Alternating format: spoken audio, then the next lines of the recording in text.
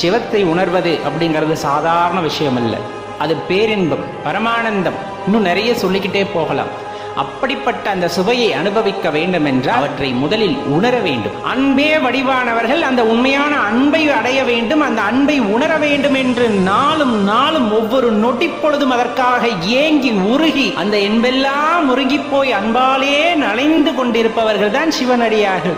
மானுடத்திற்கு செய்கின்ற சேவையை அந்த மகேசனுக்கு செய்கின்ற சேவை என்பதை உணர்ந்து தினம் தினம் அல்லல் படுகின்ற மக்களை பார்க்கும் போது கருணையால் இறங்கி அவர்களுக்கு உதவி செய்து கொண்டிருப்பார். சக ஜீவராசிகள் யாராயினும், அது யானையோ பூனையோ நாயோ எதுவாயினும் அந்த ஜீவராசியின் மீது அன்பை மழையாக பொழிவார்கள்.